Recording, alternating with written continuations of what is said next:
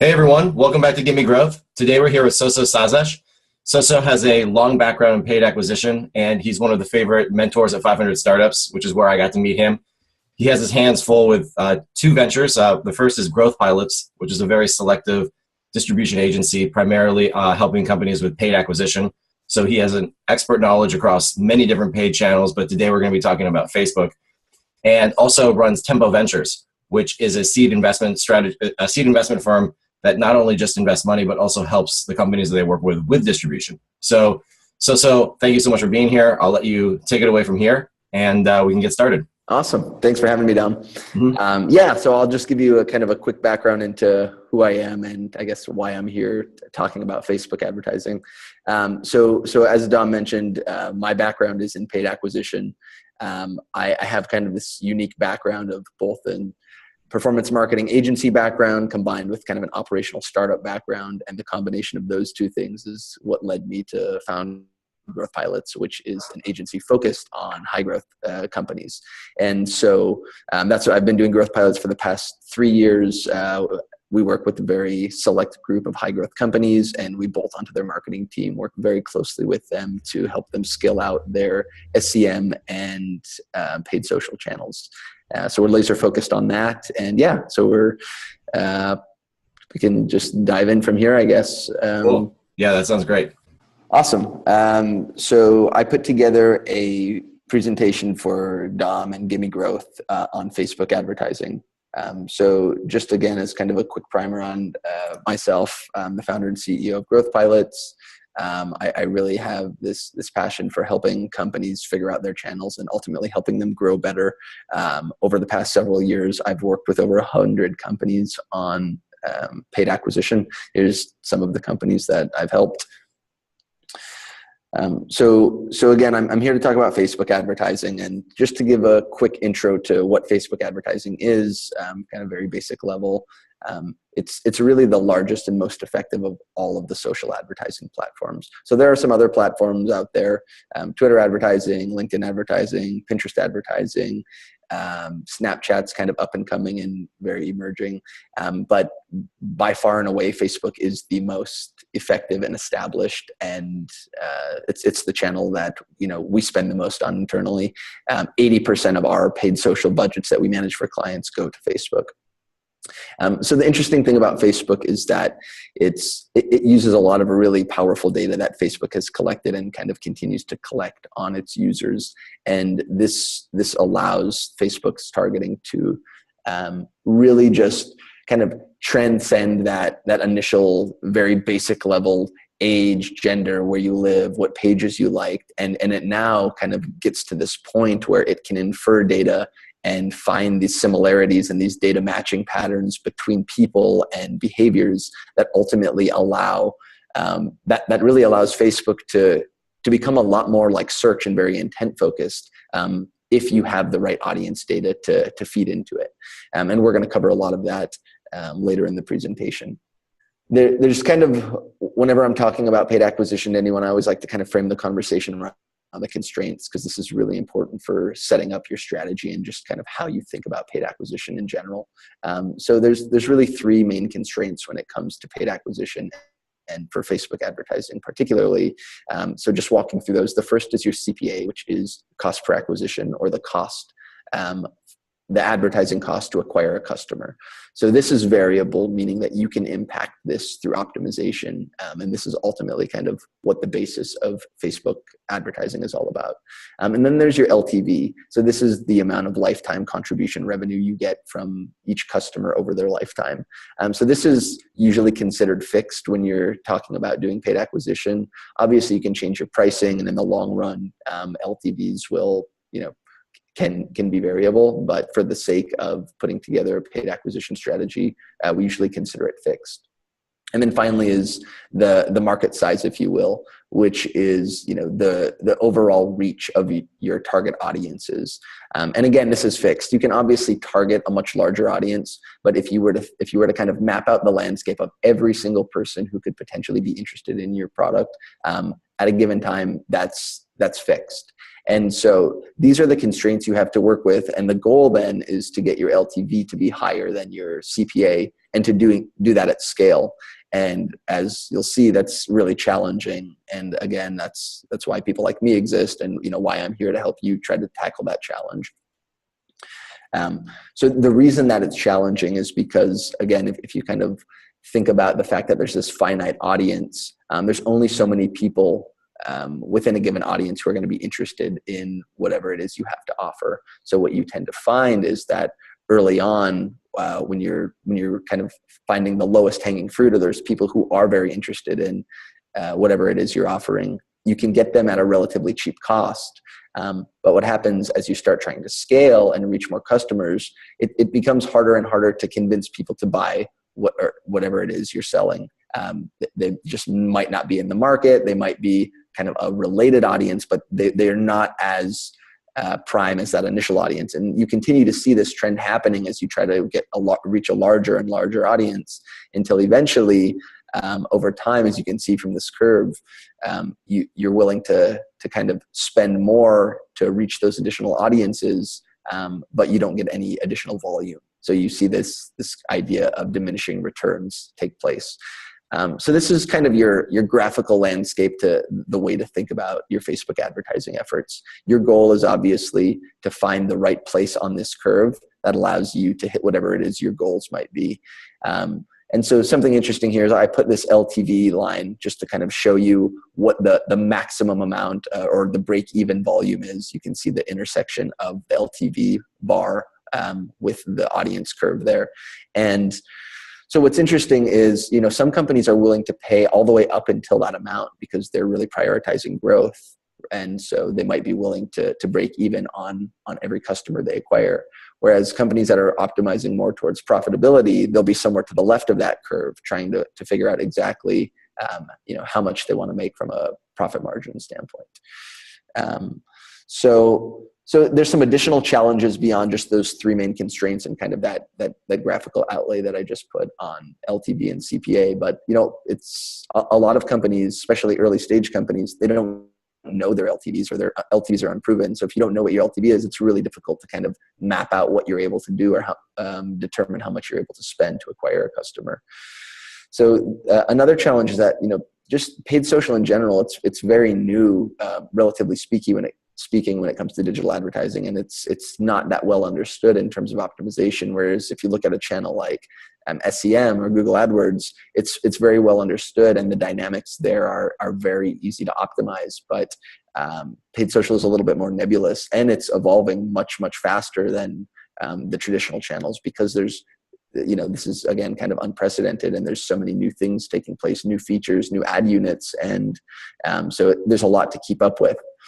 And then next is just the attribution on paid social is pretty challenging. So Facebook is fortunate in that everybody is logged into Facebook on all of their devices, and so they can kind of connect the dots between all of that. But excuse me. But even with Facebook's ability to kind of connect the dots, determining whether or not to give Facebook credit for the conversion that it claims it got is always kind of a controversial and contentious topic. So if somebody sees your ad, but they don't click, but Facebook can show that they were able to record that conversion, which is called a view-through conversion, as we'll learn later in the presentation, should Facebook get that credit? So, attribution becomes a little bit more challenging when you're working with a channel that's not purely click-driven, but also impression or view-based. And when you have measurability to this level, which has never really been done before, it creates all kinds of new interesting questions to ask, and it opens a lot of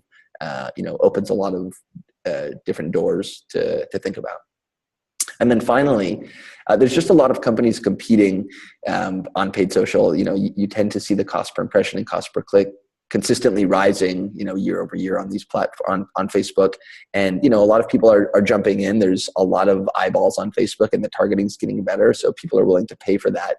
And sometimes irrationally. It's not all companies think about CPA and LTV and back margins out and have very unit economics driven paid advertising, but they might just they might have certain goals that they just want to reach, 1 million people, and they want to do so, they want to hit them a certain number of times. And so it kind of is very difficult for more performance-oriented marketers to compete in that sense.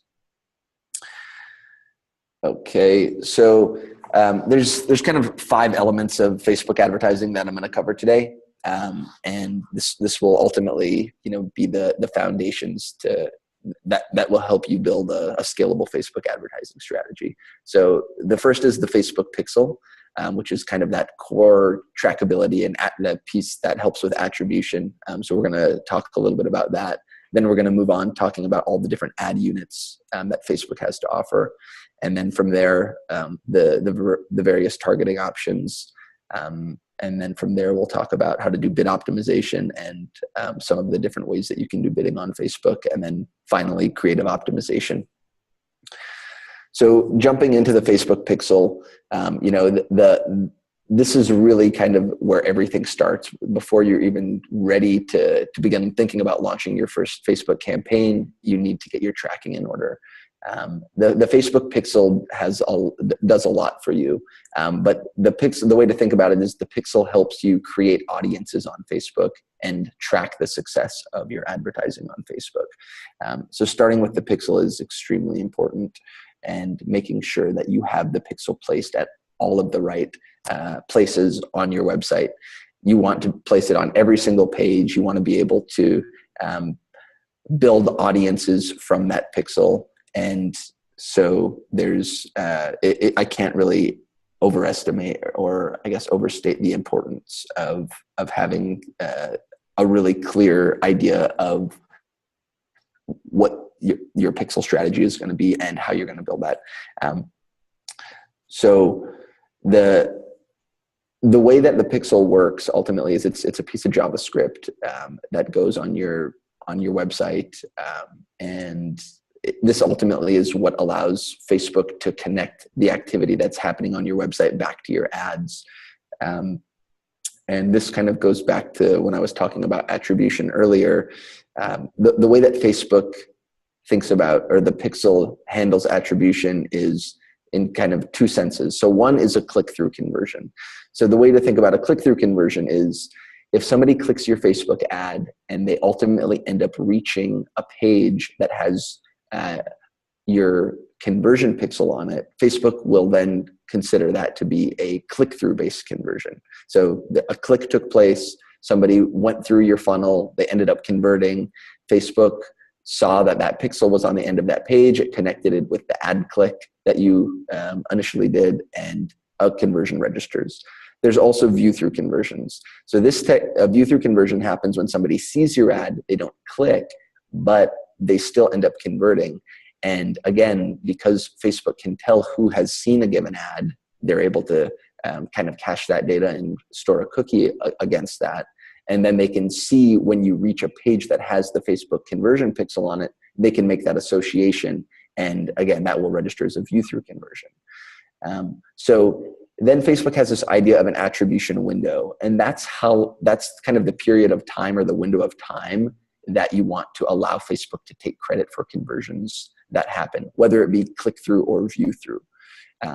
So Facebook's default setup is giving Facebook credit for any conversions that happen 28 days after a click, so 28-day click-through conversions, or 1 day after somebody viewed. So that's the default setup, and that works for a lot of businesses.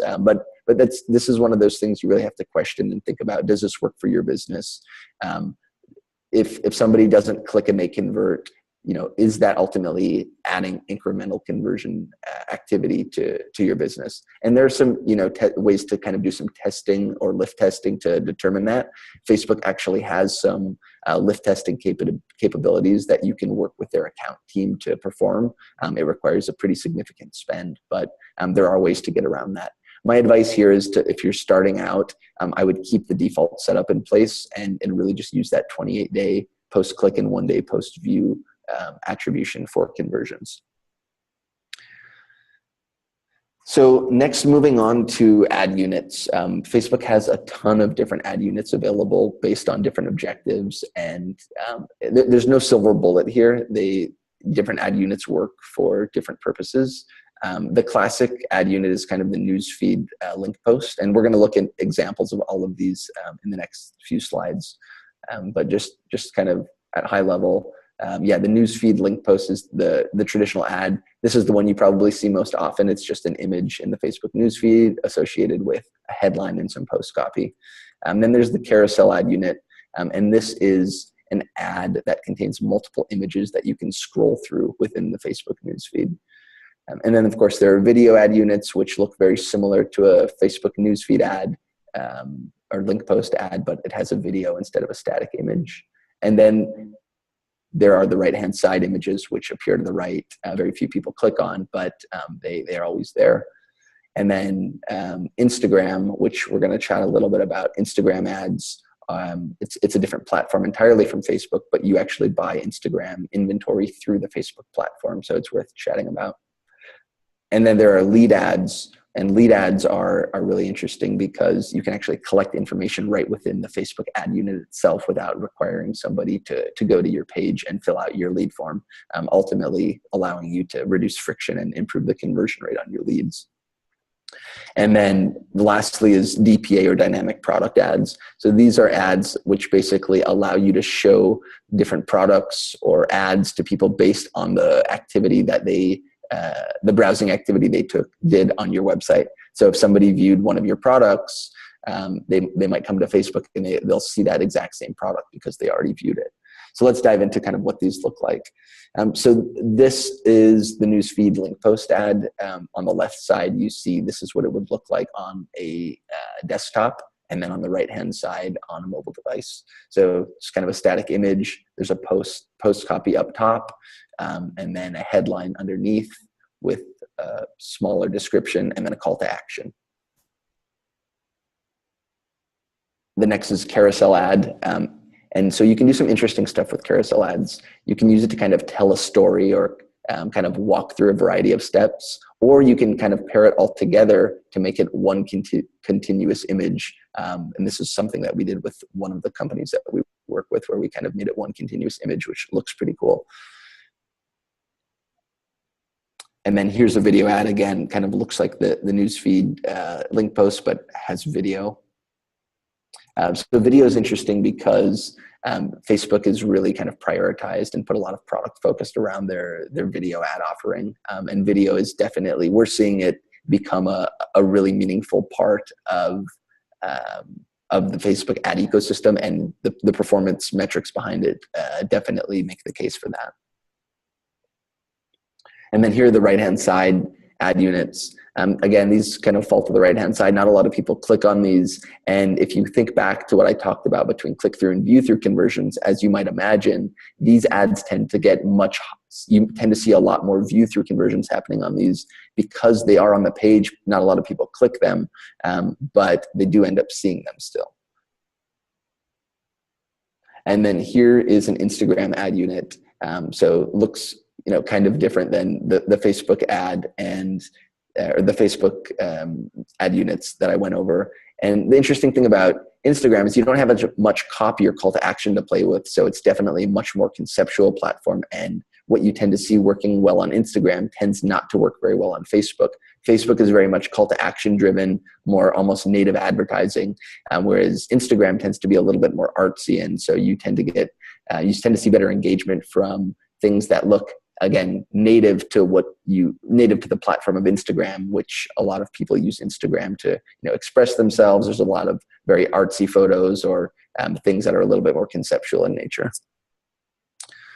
And here's an example of one of the lead ads that I had discussed. And again, you can see here the way that this works is kind of two steps. Once you click on the ad, it actually brings you to the ad unit changes, and you see these various form fields that ultimately end up getting submitted, and you get that data, and you can use whatever you'd like. You can call to follow up if this is a sales lead, or email them. You get that data collected right by Facebook. And then lastly is DPA again. This would be if you were on a website, you were browsing products and you saw, and then you came to Facebook, you'd end up seeing those products again. And this can be both kind of a solo ad, or as you can see on the right, it can also be a carousel. So next, let's move on to targeting options. So there are kind of four main ways to think about targeting on Facebook. And the first one here is custom audience. And a custom audience is an audience that you explicitly define either using the Facebook pixel or using some custom data field or a custom data upload, like an email address, a phone number, or even IDFAs for mobile devices. And lookalike audiences are very popular. This is definitely kind of the current trend and what you tend to see being the most scalable and effective on Facebook. So we're going to spend a lot of time chatting about that. And then there's detailed targeting, which is kind of the classic manual targeting on Facebook. There's still times where this works, but lookalike audiences have mostly displaced the need for detailed targeting in many cases. And then we're going to talk through placements, which are kind of the breakdown between desktop and mobile and Instagram and the audience network, which we'll dive into. So first, let's chat about custom audiences. So there's kind of two needs or ways to think about custom audiences. The first is custom audiences are used as seed audiences for lookalikes. So a lookalike audience, we're going to get to that in the next slide, but as a quick primer, a lookalike audience basically lets you give Facebook some data source or some seed audience, and Facebook will go and find other people who look like that audience. And so, as you can imagine, the data you get out is only as good as the data you put in. And so when it comes to building seed audiences for lookalikes, again, there's two ways to do it. One is based on the pixel. If you recall, the Facebook pixel that I stressed was so important earlier, you can actually build lookalike audiences based on that pixel. So if you found, or if you had an event set up for, let's say it was a lead capture, a successful lead capture, so that would be your conversion pixel, you could build a lookalike audience based on the firing or all of the people that completed that lead form. Now, another strategy is to use your CRM data. So maybe you have all of that pixel, or you have all of those people who submitted the lead form, and so you could build the pixel-based audience, but maybe there's only specific attributes of those people that you want to use. Maybe you have a quality filter and you, for example, let's say it was company size. Let's say you collected company size as one of your fields in your lead form. Maybe you only wanted to target a certain company size, and so you could filter that based on your CRM data, upload those email addresses as a custom audience to Facebook, and then build the lookalike from there. The general kind of strategy or rule of thumb around seed audiences for lookalikes is that quality is greater than quantity. So there's definitely a balance to be had here. But if you go back to what I was saying about making sure that you have the right inputs such that you get the right audiences as an output, you want to make sure you're putting in the right data to the seed audience. So when you're thinking about CRM seed audiences, our general recommendation is to use a high quality audience that has somewhere between 2,000 and 5,000 matched records. And when I say matched records, what I'm referring to is Facebook can identify the email address and map that to a user's profile on Facebook, but they don't all match. So let's say you upload 10,000 email addresses, maybe only 5,000 of those will end up matching. And there's a number of reasons for that. Not everyone submits the information that they give on websites using the same info that they signed up for Facebook with, and so Facebook can't really draw that association. What you tend to see, as I'm sure you can imagine, for anything consumer-based, you tend to see higher match rates because people do tend to use the same email address. Whereas for anything B2B related, you tend to see much lower match rates because people usually are submitting information on a lead form using their work email, and that's not always tied to Facebook. In general, as some ranges that we've seen, anywhere from 20 to 60% that's kind of the range we see for B2B match rates. And for on the consumer side, we've seen about 60 up all the way up to 95% match rates. So there's just to give you some context there. So the other thing that custom audiences are used for is remarketing. So because Facebook has this great ability to create these custom audiences based on both pixel-based data and CRM-based data, you can create really interesting structures for remarketing audiences. So the way that we approach remarketing audiences is we create something called a depth by recency matrix, so that you can kind of define all these individual segments and make sure that you have them broken out so that you can kind of get the most efficient impression on each of them and pay the ideal amount. And we're going to dive into that matrix next. And then finally, when it comes to remarketing, the best kind of general strategy here, because a lot of times these audiences tend to be small when you break them out granularly, you want to make sure that you're bidding for impressions and not necessarily for conversions. That'll make more sense when we get to the bidding section, but it's just something to keep in mind. When you have these very granular segmented audiences, you want to make sure that you're able to reach as many of them as possible that are mapped to Facebook. So here's that depth by recency matrix that I was talking about. Here's an example. So if you think about your funnel or your landing page experience, there's probably a number of different levels of depth. And so let's just take an example where there's a home page, maybe there's a pricing page, then somebody signs up for a free trial, and then maybe their trial expires. Those are our levels of depth or funnel depth. And that's kind of one of the cross sections you want to build audiences against. And then on the other side, you have the recency. So how long, when did they last visit, or when did they last take this action, right? So here we're just using the example of the past 24 hours, the past 7 days, the past 14 days, and the past 30 days. So if you multiply those all by each other, you get these interesting kind of cross sections where you have people who have been on the home page in the last 24 hours, and then the pricing page in the last 24 hours, then somebody who might have submitted a free trial in the past 24 hours, so on and so forth. What you tend to find in general, the deeper in the funnel somebody goes but doesn't quite hit the point of conversion, that's the primest audience when it comes to depth.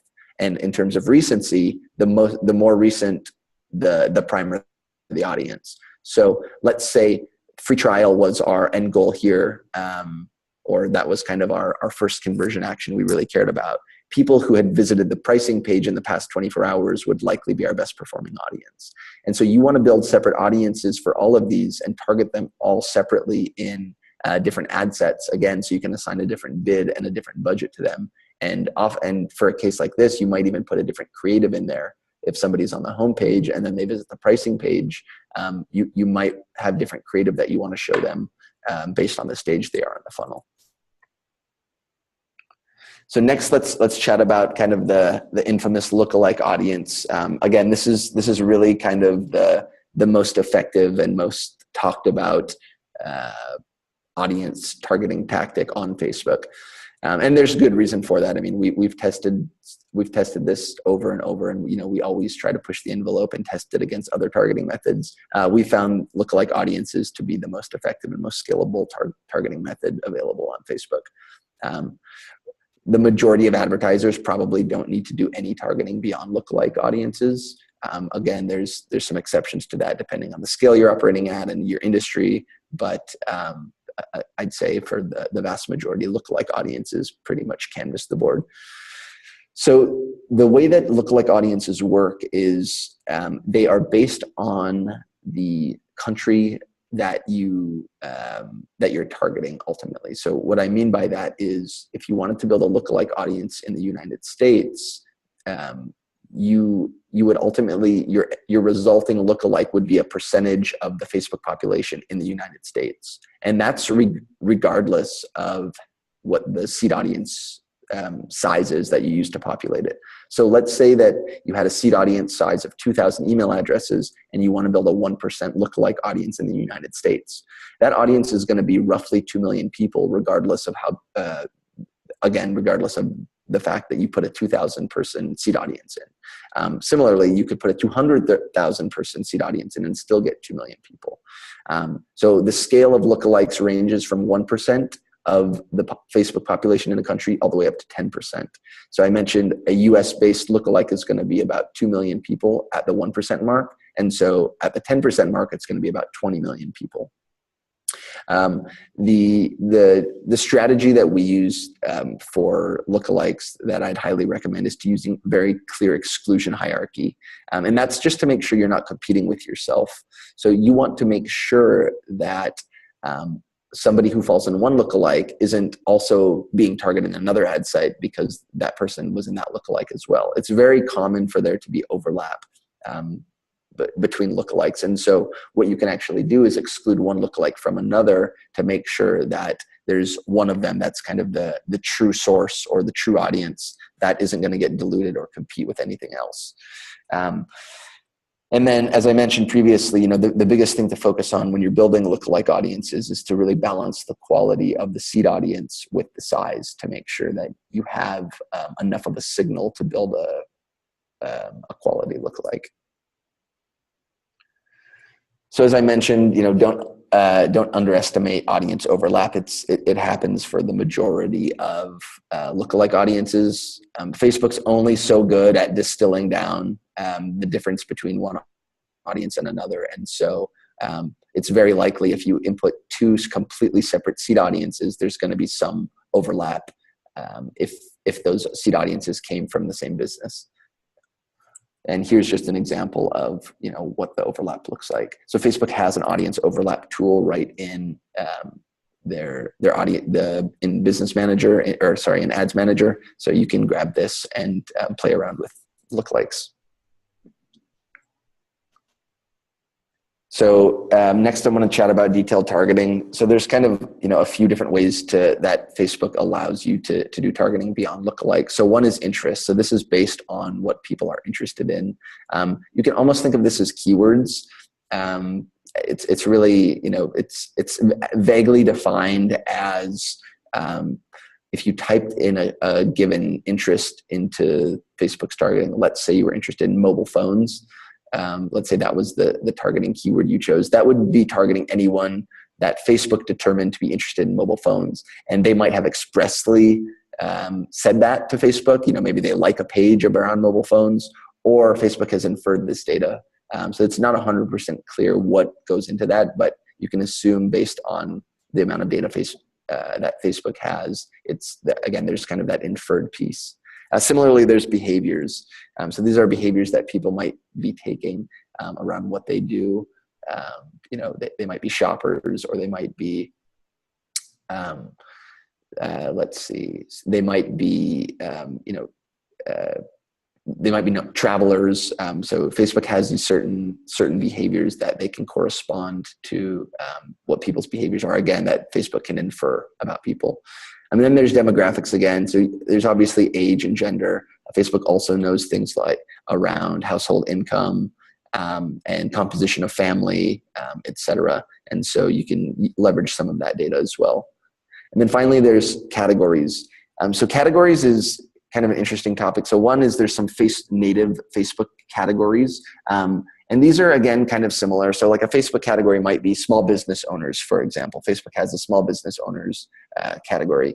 And again, this is kind of based on Facebook's ability to determine that people who belong to these categories have those matched attributes.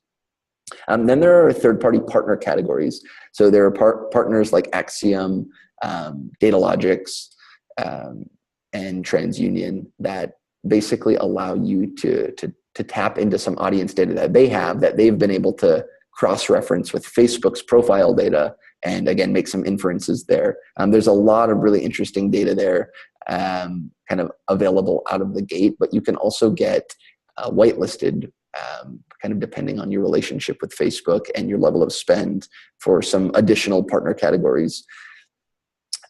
So the categories, again, all of these non-lookalike audiences, they can perform, but in general, I definitely start with lookalike audiences and then work your way to these. So next, let's move to placements. So there's kind of three different breakdowns of placements. So one is just the Facebook placements. So your ad can show up again on the desktop in the newsfeed, on a mobile device in the newsfeed, or on the right-hand column. That should be pretty straightforward. We've already kind of chatted about all of those. So then Facebook has a couple of other auxiliary networks you can run on. One is Instagram, which we've already chatted about, and the next is the audience network. So the audience network is really interesting because it allows you to get your ads on non-Facebook properties. So how this works is there are other mobile apps and websites which basically run Facebook ads on behalf of Facebook, and they share the advertising revenue with them. This is very similar to Google's display network, and very similarly, the quality of this traffic tends to be much lower, but so does the cost. So a lot of times the ROI or the CPAs can back out. So it's definitely worth testing. And then, of course, there's device level placements. So again, you can choose to target desktops, you can choose to target mobile, and then you can even choose operating system. So there's a lot of granularity to play with here. And that's kind of the other thing. When you're thinking about kind of structuring all of this, the goal is to build all of this as granular as possible so that you can ultimately make decisions based on what you're observing. So if you're seeing that the audience network performs poorly, you can bid that down, you can turn it off.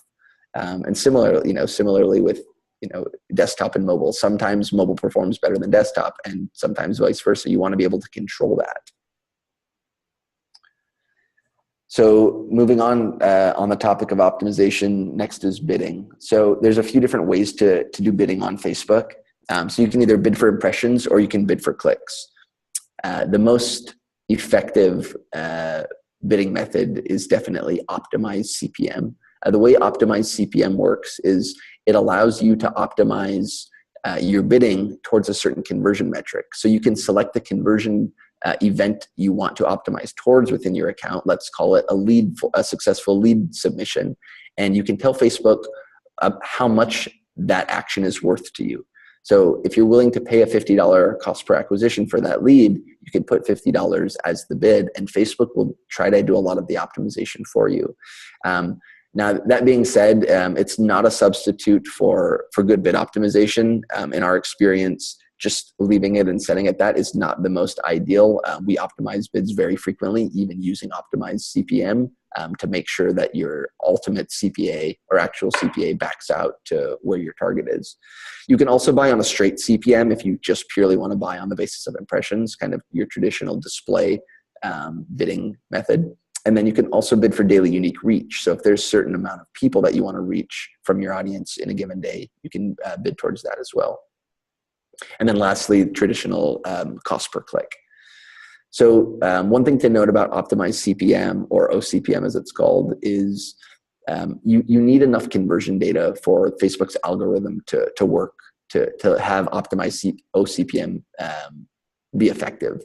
So one strategy to use if you're not currently there and you're not getting much delivery from OCPM is to start with doing CPC to start out with, and once you start getting conversion data, switching over to OCPM from there. One other thing to note on OCPM is sometimes the required bid for your audience is much higher than what you might be comfortable with from a target CPA standpoint. So back into my example of the case where you might be willing to bid $50 because that's what your target CPA is. Even in order to get deliverability, you might have to bid, let's say, $100 or even $300 OCPM for that conversion action. It doesn't mean you're going to pay that, but that's what the required bid threshold is. And so sometimes you have to kind of play and jigger with the system a little bit in order to find delivery, and then you can do optimization from there. So next is creative optimization. So this is always a kind of one of those contentious topics around Facebook. Facebook doesn't allow you to do true A/B testing because you can't choose to give equal delivery to two different ads. Facebook's algorithm makes those decisions for you, and they make them relatively quick. And so you need to be able to work within the confines of Facebook's delivery algorithm to make sure you can optimize creative effectively. So you want to make sure you're refreshing creative often. at minimum bi-weekly for most advertisers. And the way to approach creative optimization is to really run 3 to 5 creatives per ad set at a given time. And then you really want to look at, we like to use statistical significance at using a metric called conversions per impression. And conversions per impression basically allows you to factor in the 2 metrics that you should care about. One being the click-through rate. A higher click-through rate corresponds to a higher relevance score, which gives you a lower cost per click on Facebook's platform. So that's one component of conversions per impression, is the click-through rate. And then finally, conversion rate, which of course tells you how successful your ad is, how efficient it is. And it's a feedback loop for Facebook to know how much delivery to give you based on what your bid is. So conversions per impression is just it's the product of click-through rate multiplied by conversion rate. And that's the metric we tend to use in most cases for creative optimization. And so another thing about Facebook creative optimization is that social proof matters a lot. So what that means is when you start, you've probably seen some ads on Facebook where there's just hundreds or thousands of likes, comments, and shares. That attracts people's attention, and that tends to lead to more dwell time, higher click-through rates, and even higher conversion rates in many cases. And again, that's a signal to Facebook that that's a high-quality ad. So if possible, you'd want all of your ads to have that social proof. And so we've kind of developed something in-house that we call the dark post hack.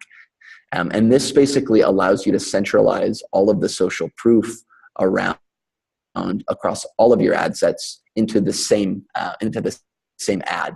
And this again kind of gives you the benefit of combining all those comments, likes, and shares on one ad, and allows you to boost the social proof to get a higher relevance score.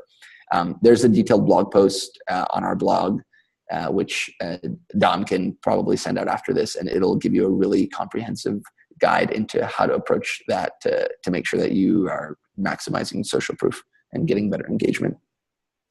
And then, finally, when it comes to creative optimization, what you really want to be cognizant of is that you're trying very different creatives. Incrementality is great. If you want to build this matrix out, and we definitely do this, if you have different variation of different headlines, different descriptions, different posts, and different images, and you want to build that matrix and do testing. But you also want to make sure that you're doing what we call unicorn testing. You want to test very different ads from one another as well to make sure that you can move the needle. Because it's actually pretty challenging to displace a winning ad within Facebook, especially because the social proof starts accumulating. So your challenging ads need to be that much different or that much better. So it's kind of a nice challenge or competition to take upon yourself to try to displace your best performing ad. So that covers my overview on Facebook. I'm happy to, Dom, I guess you can just take it from here. That was fantastic. That was like the most complete Facebook ads presentation I think I've ever seen. Awesome. Yeah. I hope it's helpful, man. Yeah, most definitely. I'm going to, I'm just trying to bring our faces back. Okay. Yeah, thank you for that. That was fantastic. For sure. Have a couple questions that I'd like to dive in a little bit deeper to that I took notes on. Yeah. I think are valuable. So one thing is that you mentioned startups have a really hard time calculating LTV early on, right? What are some of I always advise startups that if they're scared about paid acquisition, or not scared, scared is not the right word, but if they're uncertain about acquisition, that maybe the first thing to do is like bid in a way where their goal is first to be profitable in the first purchase. Right. And if they see that somebody makes a purchase the second time, then they would do it. Would you agree with that? Or is there a better way to do like early stage LTV? Yeah, we get that question a lot. I mean, in an ideal world, if you could be profitable on purchase one or kind of that first, for sure. I think the reality is most companies either don't have a model that supports that, or they're not able to do that. So like in the case of where there's a lead, for example, let's say, I talked a lot about lead gen during the presentation, but when somebody collects a lead, that might not turn into a sale for months. And so you don't know what the value of that lead is ultimately going to be. And so, yes, if you have that feedback loop, it really comes back to feedback loops. If you have that fast feedback loop, you can probably estimate your LTV a lot better than somebody with a longer conversion or sales cycle. And it's a challenge. Sometimes you just kind of have to make an assumption, because otherwise you'll never get around to defining what those LTVs or CPA targets are. Okay, cool. Also, attribution for startups. Lots of times I get the question, especially with different analytics tools, like, should we be doing multi-touch? Right. What are your thoughts on that? Should startups generally just stick to last click? Yeah, great question. So multi-touch is pretty complicated for kind of a number of reasons. I just gave another talk the other day, and we dove really deep into this, and attribution this day and age is still really complicated. There's no clear answer, and it's really kind of a business decision. The challenge with the true kind of multi-touch, multi-device attribution platforms, that they're really expensive, and it requires kind of a centralization of data. Most companies aren't ever going to be eligible to do that based on budget, or it just probably won't make sense. So usually, click-based attribution is definitely the way to go for the majority of companies. Whether first click or last click, again, I think that's more based on a business decision. You definitely want to use some kind of third-party analytics outside of what your ad platform uses, so that you can track the different steps, right? So if somebody clicks on one of your SEM ads, and then they click a Facebook ad, and then maybe they click an SEM branded ad, you want to be able to track that path and make sure that you can assign attribution according to the value you perceive each of those clicks to have. Okay, cool. Sounds good. The universal pixel. So sometimes people get confused with what they should copy and paste into there to track track the different custom events. Do you know of a tool that allows people to kind of select checkbox things, and then it actually auto populates, and then they can just copy the JavaScript? So not really. Yeah, that's like a wizard for. That's actually, it's a good idea. It's a good business idea, actually. Yeah, the pixel in itself is, it's a little bit complicated. Their documentation's really clear, but when it comes to defining those different events, there's no simple wizard that we're aware of. Cool. That'd be a good lead magnet for you. Yeah, exactly. Yeah. Okay, click-throughs. Okay, you may have said this, but I might have missed it. Are all click-throughs by nature also view-throughs? Or if it's a click-through, does it know it's a view-through? That is a really good question. So the way to think about this is the conversion is always tied back to the most important action. So click is higher than view in Facebook's eyes, and usually in most advertisers' eyes. So if somebody clicked an ad within the last 28 days, which is Facebook's, that's their maximum attribution window. Let's say someone clicks an ad within 28 days, and then they came back to Facebook and viewed 4 more ads, and then they eventually convert. That's going to be a click-through conversion tied back to the date of click that took place. Now, let's say someone clicked that ad within, and then 30 days later, they saw an ad and then they converted. That would be a view-through conversion because the click-through attribution window had expired by that point. Okay, got it. And then also, I know that I asked you some question about video ads at one point. When people click play on a video, that technically counts as a click too, right? Or there's something like that? Yeah, so Facebook has 2 definitions of a click. There's just a click, as they call it, which is any click on the ad unit. And then there's a link click. That's right. A link click is a click that actually goes to your landing page. And that's the metric you should optimize for. And when you record clicks in your reporting, however you handle that, use link clicks, not overall clicks, because it'll get inflated by the likes, the shares, the plays, all of that. And then that gets even more convoluted probably with Canvas. Is that correct? Because then it opens... Yes, it definitely does. So some of the ad units, so we haven't done a ton with Canvas, honestly. Canvas is one of those ad units I think it's much more brand advertiser oriented. We've done a few tests. I don't actually know I don't have a good baseline for kind of the breakdown of if you were to look at a standard newsfeed ad and look at what the ratio of link clicks to overall clicks is versus a Canvas ad. Canvas is kind of an interesting ad unit, but we haven't seen any crazy performance from it that makes us pushing all of our clients to roll it out. Okay. The only crazy cool performance that I saw from it is, are you familiar with Flixel? Yep. Yeah, so they were in the dojo and they had really good luck with that, primarily because of that medium for cinemagraphs. So. Right.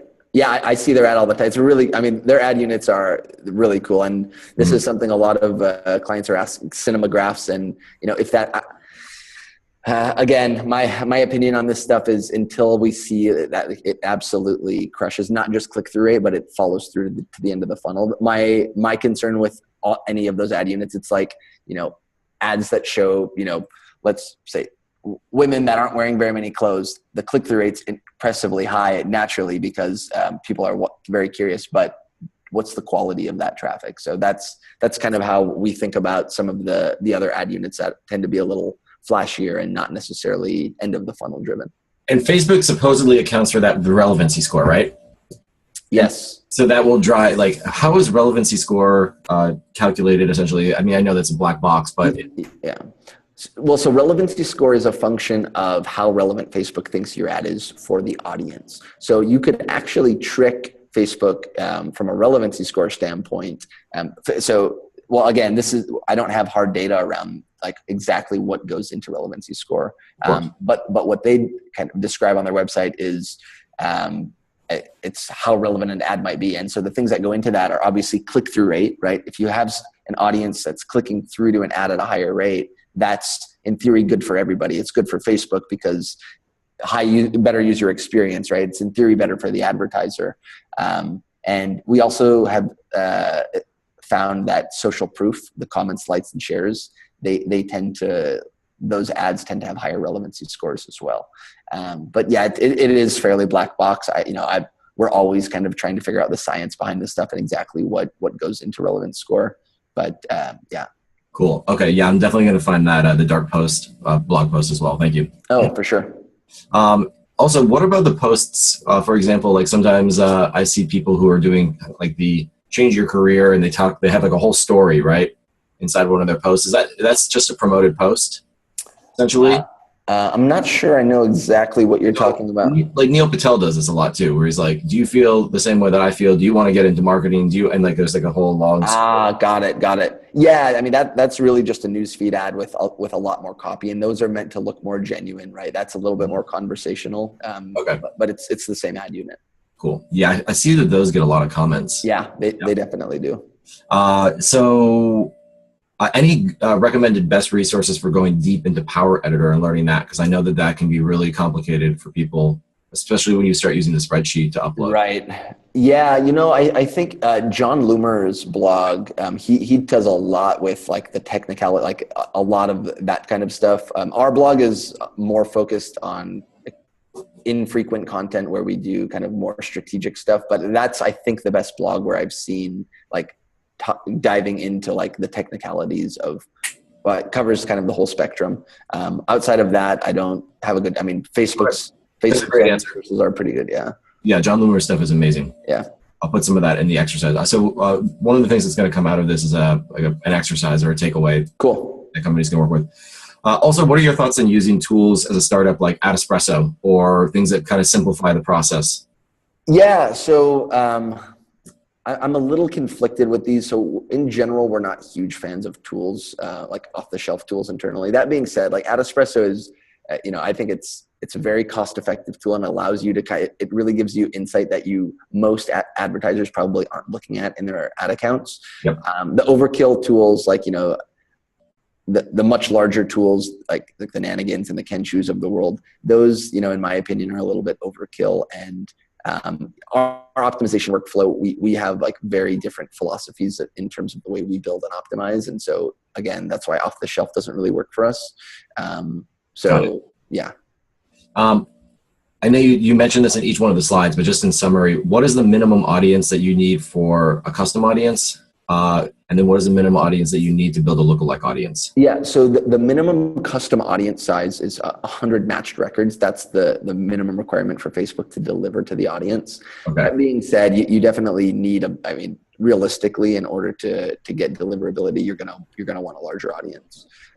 So 2,000 to 5,000 matched records is where we find the sweet spot for seed audiences for lookalikes. Got it. Oh, so the seed audience for lookalikes, 2 to K match is good, right? Yeah. 2 to 5,000 is kind of that sweet spot. You can do it with as low. If you have a few hundred, you can still build it. Just the signal probably won't be as high. Got it. Now, one of the mentors who was in a program that I heard speaking at one point said that when you're getting started with detail-oriented targeting, to go as small as 200, 300 people in an audience to start to learn about the audience and do that. What are your thoughts? That seemed really small to me, but what are your thoughts on getting started with detailed targeting and the size of that initial audience to learn what is resonating and what's not? Sure. Yeah. I mean, if you're going to do detailed targeting, you have to go granular. Otherwise, you don't really have any takeaways about what works. And so that probably requires adding some layering of, interests and behaviors and demos and kind of layering that all together. 200 people is a super, super small audience. I mean, we wouldn't target an audience that small for sure. I would say, you definitely want to be in the tens of thousands and, that's at kind of minimum. Now you don't always have that luxury. Let's say you're doing something that's very much geo-focused, right? Where you're targeting an individual city and you need some layering from there. So you might not get to that 10,000 plus mark, but you definitely, Facebook's algorithm favors larger audiences where it can kind of get deliverability and pull all the attributes to find people within that audience. When you start with a small audience to begin with, it becomes really challenging. Okay. And then the last question is, you have the reputation of being selective with clients. You're in a great position where you can actually, pick your clients because you have such a great reputation. What is it? What category do you consider, or do you start looking at whether or not somebody might be a good fit for working with growth pilots? Yeah. So, we kind of have a few criteria. The vast majority of companies that we work with are already up and running and spending, let's say, at least 30K a month on the low end. That's the vast majority of companies that we work with. And so our filtering criteria there is, do they know their metrics? Is paid acquisition, is this a meaningful channel and they want to make this a meaningful channel? And then ultimately the fit level for us, we work really closely with the teams and the companies that we work with. And so are they looking for a dedicated partner, or are they just looking for someone to come in and turn things around and then not be super involved? We'll only work with a company where we can get super involved and kind of engaged in the team. So that's kind of the vast majority of companies we work with. And then we kind of reserve some of our capacity for earlier stage bets where they might not be spending at least 20 or 30,000 a month, but it looks like it could be promising. It looks like they have a business that's going to work well with paid acquisition. And so those are kind of more one-off where we get involved earlier and kind of exploratory bets on our end. That's where I'd say kind of minimum thresholds for us. And then kind of on the high end, we work with companies spending as much as $2 million a month. So it's a pretty wide range of clients. Got it. Perfect. All right, man. Well, yeah, this is really fantastic. Anything else that you'd like to add in? No, I think that's pretty much everything. You can have anyone can reach out to me if I can be helpful at all in executing or implementing any of this stuff. But otherwise, yeah, thanks for having me. Cool. Yeah, this just reminded me how challenging paid acquisition is. Awesome. Yeah. All right, dude. I'll see you on Sunday. Okay, sounds good. Right. See you, man. Bye-bye.